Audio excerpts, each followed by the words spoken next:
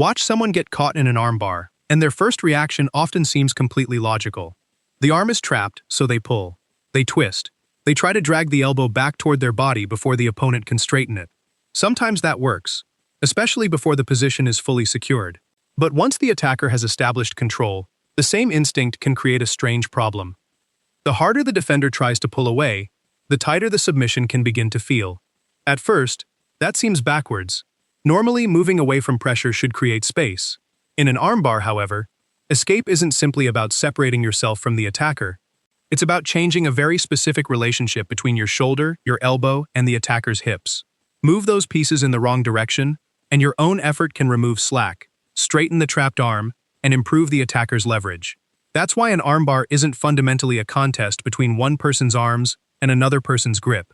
It's a carefully constructed mechanical system, and to understand why struggling can sometimes strengthen it, you first have to understand what the armbar is actually attacking. The obvious answer seems to be the arm, but more specifically, the armbar is built around controlling the elbow. The elbow behaves mainly like a hinge. It bends freely in one primary direction, but it has a natural limit when straightening. An armbar takes advantage of that limit by turning the limb into a lever. The attacker's hips become the fulcrum, the central point around which that lever is forced to move. The elbow is positioned near that fulcrum, while the wrist is controlled farther away. That distance matters. Because force applied farther from a joint creates more turning effect, the attacker can place significant stress on the elbow without needing enormous muscular strength. But the system only works efficiently when everything is aligned. If the elbow slips away from the hips, the arm remains bent, or the defender changes the angle of their body, some of that leverage disappears. This is why experienced grapplers don't simply pull harder on the arm. They constantly adjust the position of the elbow relative to their hips. And it explains something strange about escaping. Moving the trapped arm isn't always reducing the leverage. Sometimes, it's helping everything line up. This is where the direction of the escape becomes critical.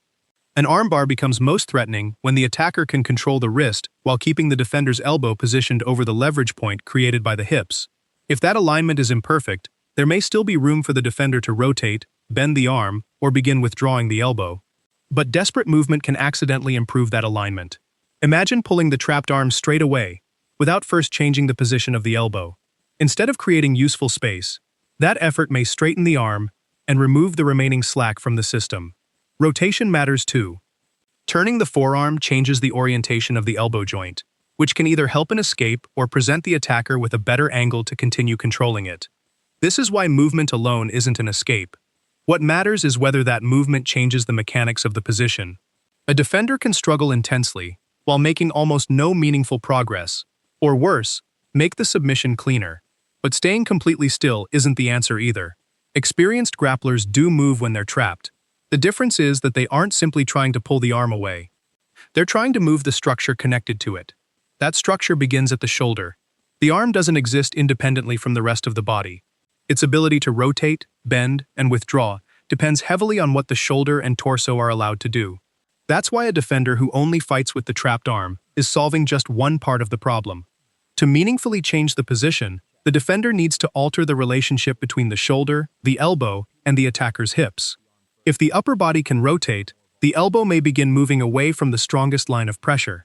If the shoulders remain pinned and controlled, that rotation becomes far more difficult. This is one reason the attacker's legs matter so much. They aren't simply resting across the opponent. Their positioning can help control the head and upper body, limiting the defender's ability to turn and realign the shoulder. Now the armbar starts to reveal its real structure. The hands control one end of the lever, the hips threaten the elbow, and the legs restrict the larger body that could otherwise help the arm escape. But there is still one important defense left: keeping the trapped arm connected to something stronger than itself. And that's exactly what the attacker tries to remove next. This is why defenders often connect their hands or keep the trapped arm close to the torso. They're doing more than protecting the elbow. They're preventing one isolated limb from being forced to deal with the attacker's entire mechanical advantage. As long as that connection remains, the defender can recruit the other arm, shoulders, and torso into the struggle. Instead of the attacker controlling one extended lever, they're fighting against a larger connected structure, so the attacker works to break those connections. Once the hands separate, the trapped arm becomes increasingly isolated. Control of the wrist limits where the forearm can rotate. The legs restrict movement of the head and shoulders. The hips remain positioned beneath the elbow. Each layer of control removes another way for the defender to redistribute the pressure or change the angle. Eventually, almost the entire problem is concentrated onto a single joint. And that's when desperate resistance becomes particularly dangerous. With fewer escape routes available, pulling harder may no longer move the elbow towards safety. It may simply straighten the lever the attacker has been trying to create. This is why the final escape attempt can sometimes appear to make the armbar tighten almost instantly. The defender is still producing force. The problem is where that force is now going. This is the paradox at the center of the armbar. The defender may be using enormous effort to escape, while unknowingly helping create the exact mechanical conditions the submission needs. Once the arm is isolated, pulling in the wrong direction can remove the remaining bend from the elbow and bring the joint into cleaner alignment with the attacker's hips. The defender is producing more force, but that force is no longer creating useful movement.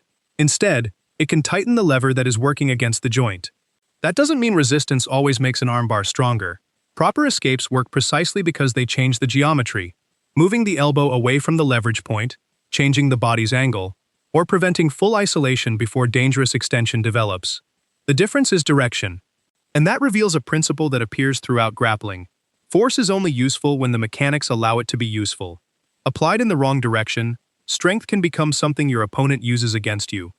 Once you understand that, the armbar looks completely different. The frightening part isn't simply that someone can overpower your arm.